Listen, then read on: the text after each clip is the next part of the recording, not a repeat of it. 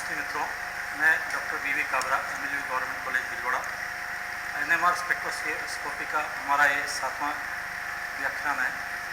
इसमें हम जो अध्ययन करेंगे वो है शिखर क्षेत्रों का निर्धारण, यानी शिखर जो हमारे NMR संकेत होते हैं उनके क्षेत्रफल का निर्धारण और उसके थ्रू प्रोटॉन की संख्या का निर्धारण, determination off peak areas. NMR अवशोषण शिखर के अंतर्गत क्षेत्र उस शिखर के लिए उत्तरदायी नाभिकों की संख्या के समानुपाती होता है। ऐसे कई कारक होते हैं जो अवशोषण संकेत के शिखर का चौड़ा कर देते हैं, जिससे इनकी ऊंचाई कम हो जाती है। इनमें से कुछ मुख्य कारक प्रतिदर्श की शुद्धता, प्योरिटी ऑफ सैंपल, रासायनिक विनिमय अभिक्रिया, केमिकल एक्सचेंज रिएक्शन तथा प्रतिदर्श के चक्रण की दर, स्पिनिंग रेट ऑफ सैंपल है। आधुनिक NMR रिकॉर्डर में इलेक्ट्रॉनिक इंटीग्रेटर लगा होता है जो कि NMR चार्ट पेपर पर अवशोषण संकेतों के सापेक्षिक शिखर क्षेत्र को सीधे व्यक्त करता है। उदाहरण एथिल क्लोराइड के लिए दो तरह के प्रोटॉन हैं, A और B। इन A और B का जो अनुपात है वो है 3 और 2। यहाँ 2 NMR संकेत मिलते हैं और इनकी जो दोनों पीक का जो क्षेत्रफल है उनका अनुपात भी 3 और 2 होता है। सेकंड कंपाउंड क्लोरोप्रोपेन है। इसमें 3 तरह के प्रोटॉन हैं, A, B और C। इन तीनों का अनुपात जो है 3, 2, 2 है। इसमें 3 NMR संकेत मिलेंगे। इन 3 NMR संकेत का शिखर जो है संकेत जो है उनका जो एरिया है, पीक एरिया, वो भी इसी रेशो में होगा, 3, 2, 2 के अनुपात में होगा। तीसरा कंपाउंड हमारा आइसोप्रोपिल क्लोराइड है। इसमें हम देखते हैं कि क्लोरीन दूसरे कार्बन पर जुड़ा होने से ये 2 मेथिल समूह एक समान है, यानी A वाले जो प्रोटॉन है उनकी संख्या 6 है और B वाले प्रोटॉन की संख्या 1 है। तो हमें 2 शिखर मिलेंगे, इसमें 2 NMR संकेत मिलेंगे जिनकी पीक एरिया का जो रेशो है वो 6:1 है। इलेक्ट्रॉनिक इंटीग्रेटर की सहायता से NMR स्पेक्ट्रम में सीढ़ी नुमा वक्र प्राप्त होते हैं। इस सीढ़ी नुमा वक्र की ऊंचाई की हम स्पेक्ट्रम ग्राफ पर गणना कर सकते हैं तथा इसकी सहायता से विभिन्न प्रकार के प्रोटॉनों की संख्या का आंकलन किया जा सकता है। उदाहरण आइसोप्रोपिल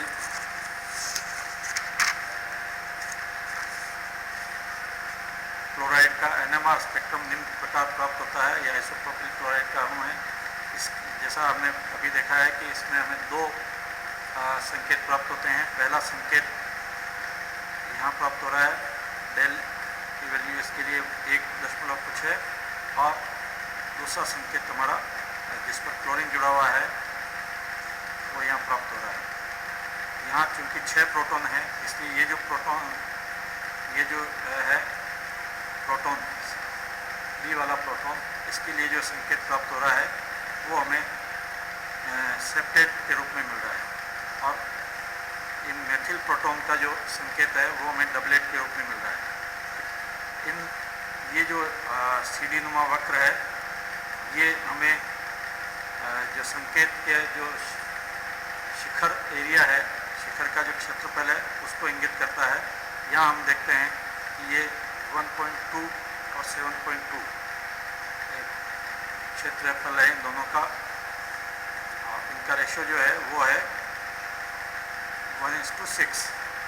इस प्रकार सीढ़ी नुमा वक्र में A और B प्रोटॉनों के सापेक्षिक शिखर क्षेत्र का अनुपात 7.2:1.2 आता है, जो कि 6:1 के बराबर है।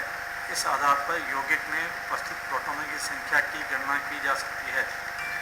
इसी प्रकार पैरा तृतीयक ब्यूटिल टोलुइन के सापेक्षिक क्षेत्र का अनुपात 8.8 अनुपात 2.9 अनुपात 3.8 प्राप्त होता है, जो कि प्रोटॉन की संख्या के अनुपात में के समान है।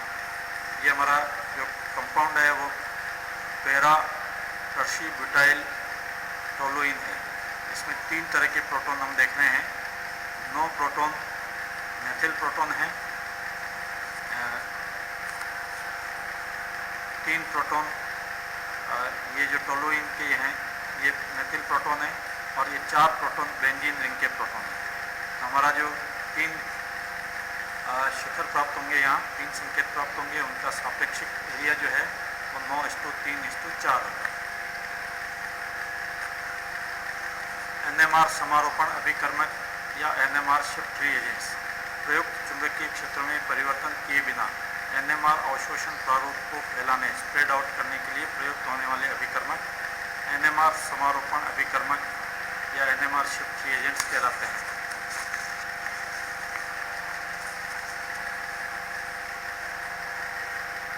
उपयुक्त प्रतिदर्श सैंपल में समारोपण अभिकर्मक मिलाने पर असमतुल्य प्रोटॉन के रासायनिक विस्थापन में अंतर अधिक हो जाता है। समारोपण अभिकर्मक दुर्लभ मृदा धातुओं के आयन होते हैं जो कि कार्बनिक लिगेंड के उपसह संयोजित रहते हैं। ENDPM ऑल्थराइज तथा ENFOD ऑल्थराइज आदि ऐसे समारोपण अभिकर्मक हैं जो NMR अवशोषण प्रारूप को चौड़ा ब्रॉड कर देते हैं। ENDPM ऑल्थराइज का नाम है ट्रिस डाइपिवेलोमेथेनेट यूरोपियम या यूरोपियम, ये ट्रांजिशन मेटल है। EUFOD ऑल्थराइज का नाम है ट्रिस 1112233 हेप्टाफ्लोरो 77 डाइमेथिल 135 ऑक्टाडाई ऑनेटो यूरोपियम। इनका जो स्ट्रक्चर है, स्ट्रक्चरल फॉर्मूला यहाँ बताया गया है। इसमें यहाँ टर्शियल ब्यूटाइल ग्रुप लगा हुआ है और ये एक 1,3 डाइकीटोन स्ट्रक्चर है। इसमें यदि R ग्रुप, ये एक लिगेंड का काम कर रहा पूरा स्ट्रक्चर जो है, यदि इसमें R ग्रुप टर्शियल ब्यूटाइल है तो यौगिक का नाम EUDPM ऑल्थराइज यानी ट्रिस डाइपिवेलोमेथेनेट यूरोपियम है। R एल्किल समूह जो है वो यदि हेप्टाफ्लोरो प्रोपाइल ग्रुप है तो ये EUFOD ऑल्थराइज है। NMR समारोपण अभिकर्मक का प्रयोग नहीं करने पर 1 हेप्टेनॉल के NMR स्पेक्ट्रम में केवल 2 अवशोषण संकेत प्राप्त होते हैं, परंतु EUDPM ऑल्थराइज का उपयोग करने पर NMR स्पेक्ट्रम अपेक्षाकृत चौड़ा हो जाता है अर्थात सरल हो जाता है तथा सभी 8 प्रकार के प्रोटॉन के पृथक अवशोषण संकेत प्राप्त होते हैं।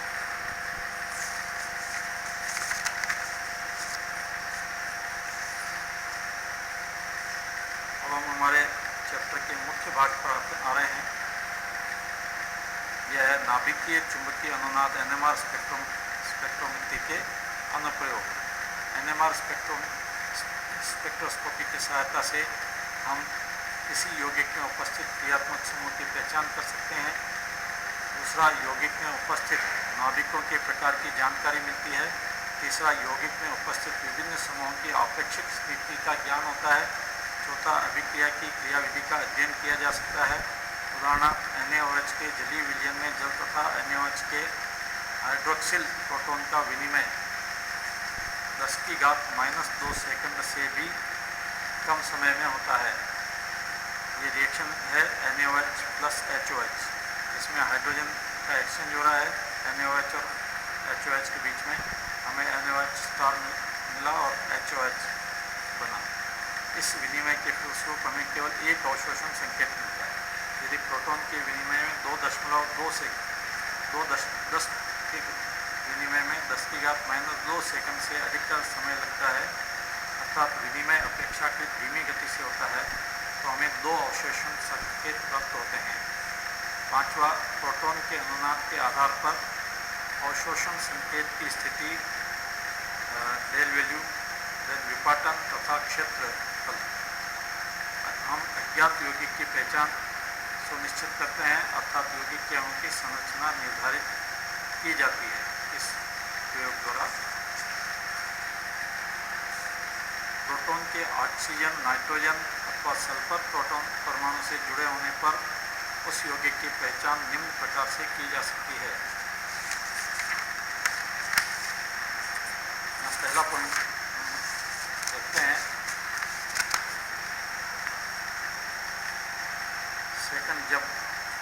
प्रोटॉन ऑक्सीजन से जुड़ा हो। जैसा अल्कोहलिक कंपाउंड्स के बारे में हम देखें, शुद्ध एथेनॉल में ऑक्सीजन परमाणु पर स्थित प्रोटॉन डेल वैल्यू 5.35 ppm पर अवशोषण संकेत प्रदर्शित करता है, परंतु CCl फॉर्म में मेथनॉल का विलयन बनाकर NMR स्पेक्ट्रम लेने पर यह डेल 2.4 ppm पर अवशोषण संकेत देता है। विलायक में परिवर्तन पर OH अवशोषण संकेत के मान में यह परिवर्तन हाइड्रोजन बंधन के आधार पर समझाया जा सकता है। शुद्ध एथेनॉल में H बंधन हाइड्रोजन बंधन होने के कारण प्रोटॉन हाइड्रोक्सिल प्रोटॉन जो है उसके चारों ओर इलेक्ट्रॉन घनत्व कम हो जाता है, क्योंकि साझे के इलेक्ट्रॉन अधिक विद्युत ऋणी ऑक्सीजन परमाणु द्वारा आकर्षित कर लिए जाते हैं। इलेक्ट्रॉन घनत्व कम होने के कारण प्रोटॉन का विपरिलक्षण हो जाता है तथा हाइड्रोक्सिल प्रोटॉन के लिए अवशोषण संकेत निम्न क्षेत्र अथवा उच्च डेल मान की ओर विस्थापित हो जाता है। अध्रुवीय विलायक जैसे कार्बन टेट्राक्लोराइड की उपस्थिति से अंतर अणु हाइड्रोजन बंधन कम हो जाता है तथा अधिक तन्यता पर समाप्त हो जाता है। जिससे प्रोटॉन के चारों ओर इलेक्ट्रॉन घनत्व अधिक रहने के कारण अर्थात परिरक्षण प्रभाव के कारण अवशोषण संकेत उच्च क्षेत्र अर्थात कम डेल मान की तरफ विस्थापित हो जाते हैं। धन्यवाद। आज के लिए इतना तक।